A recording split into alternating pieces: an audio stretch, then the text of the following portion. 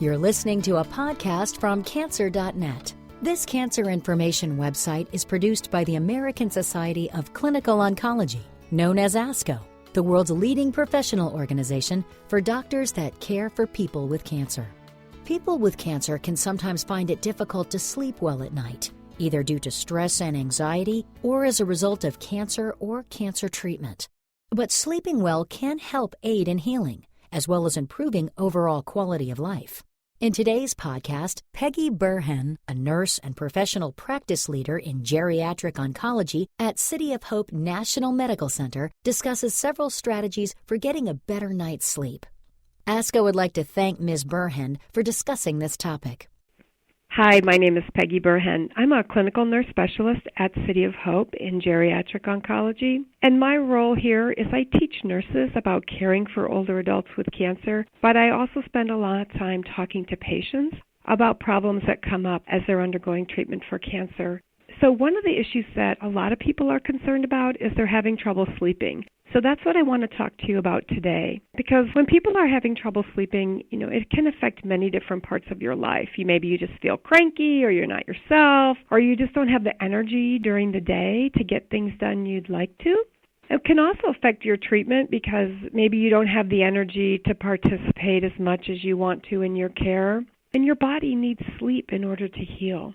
So, the first thing I would like to do is encourage you to tell your doctor or nurse that you're having trouble sleeping. And I also, because I teach doctors and nurses, I encourage them to ask patients if they're having trouble sleeping. So you want to talk to your doctor first because sometimes trouble sleeping can be from a medical condition, and we want to make sure that there isn't a problem there that could be taken care of. So things such as pain or maybe problems breathing, sometimes even heart problems or restless legs can cause problems sleeping. And even certain medications might be causing a sleeping problem. So again, always check with your doctor first. There are other problems such as sleep apnea, which you might have heard of, where people have trouble breathing during sleep but don't always know about it. And a doctor can determine if there's a problem with sleep apnea too. So those are kind of things you should get out of the way and make sure there isn't any medical reason that's keeping you from sleeping. But let's say you're having trouble sleeping and you want to know, well, what can I do about it? So essentially there's 3 buckets of things that I think of that you can do that aren't medication. Because many times people want to just go to medication and say, oh, just give me a pill, I'm having trouble sleeping. But what we know is that that's not necessarily the best thing for people.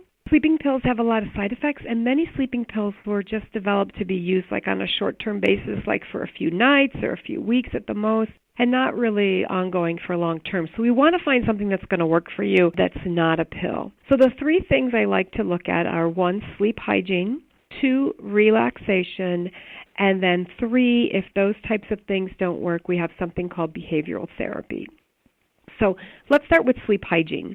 And sleep hygiene is sort of what it sounds like. A lot of people are confused about, what does that mean? I'm going to clean my sleep.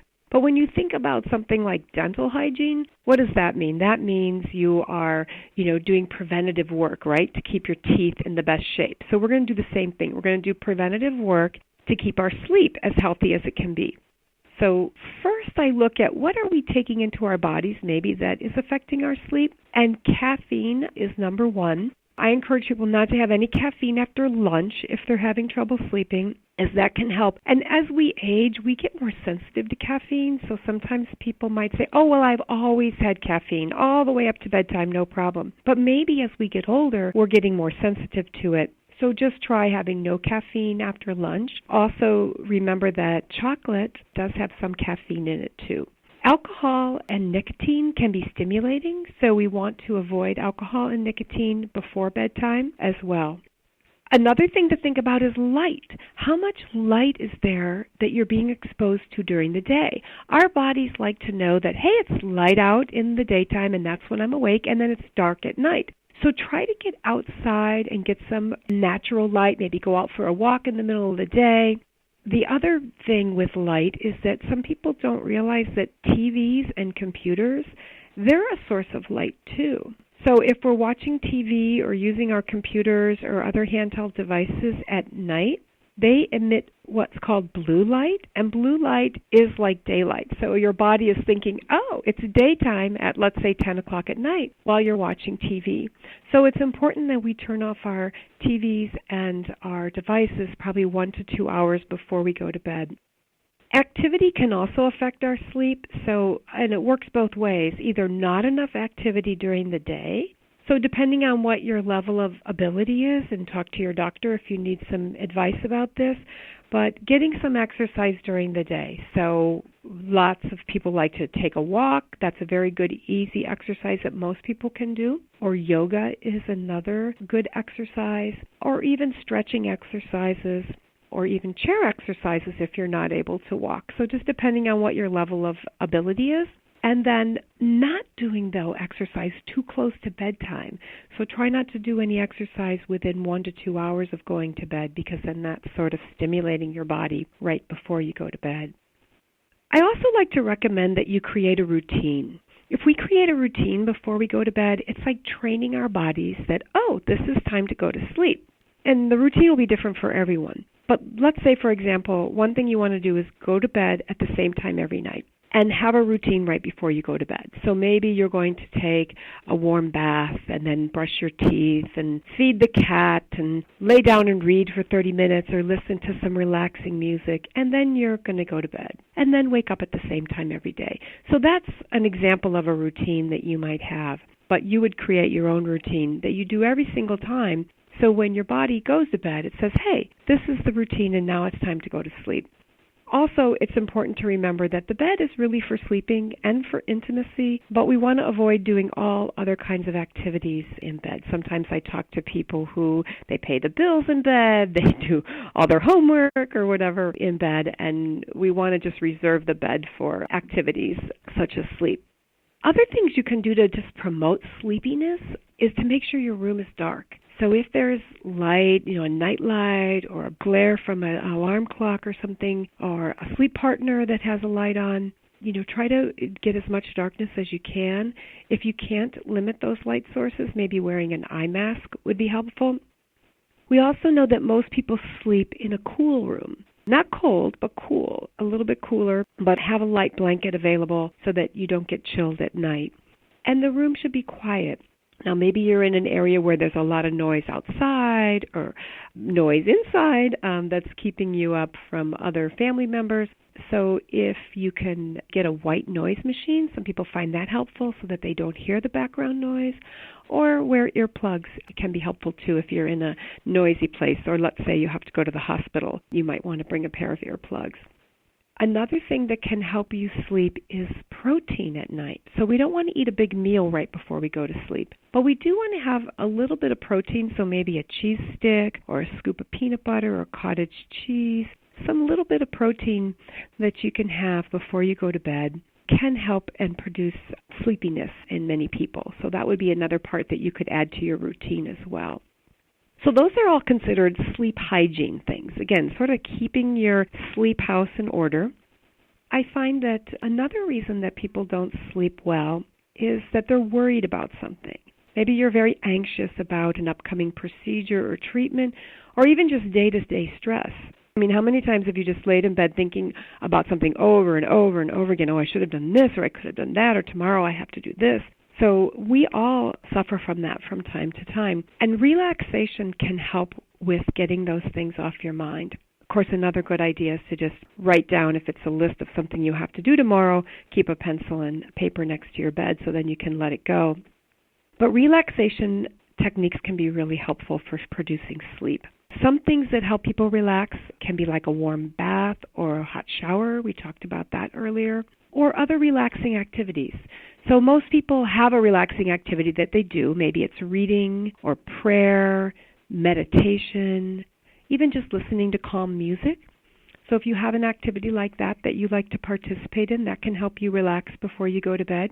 Other techniques, other things that you can do that help relax might be massage, or what we call relaxation breathing, where you breathe in deeply, expanding your abdomen and holding it for several counts and then letting it go.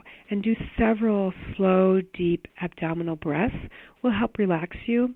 You might want to try guided imagery which is the process of thinking of pictures and using your senses through your imagination.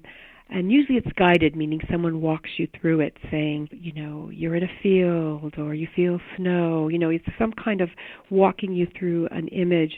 We do have some guided imagery available on our website at City of Hope. It's www.cityofhope.org if you want to try that. But there are many free guided imageries on the web that you can look for.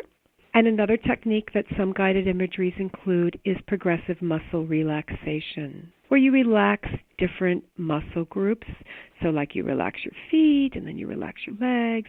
And as you do this relaxation procedure, then you feel more calm and it may help you fall to sleep.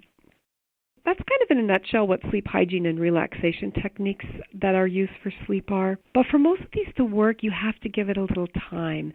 You have to try most of these things for probably at least 1 to 2 weeks. And then if you find that, none of this is really working for me, I think my problem is more serious, then I would recommend a referral to a sleep specialist or a therapist that's experienced in what we call behavioral therapy. And all behavioral therapy is they work with you to promote sleep and kind of break that cycle that you have of getting poor sleep. And some types of professionals that offer this service are occupational therapists, social workers, nurses, or psychologists. So if you don't know someone in your area, your healthcare provider can make a referral for you. But in the meantime, try some of these things, some of the sleep hygiene things, as well as some of the relaxation things. And I hope that soon you'll be sleeping very, very soundly. And thank you for listening to this podcast. Thank you, Ms. Burhenn. To learn more about getting a better night's sleep, visit www.cancer.net/insomnia. And for more expert interviews and stories from people living with cancer, visit the cancer.net blog at www.cancer.net/blog. Cancer.net is supported by the Conquer Cancer Foundation, which is working to create a world free from the fear of cancer by funding breakthrough research, sharing knowledge with physicians and patients worldwide, and supporting initiatives to ensure that all people have access to high-quality cancer care. Thank you for listening to this Cancer.net podcast.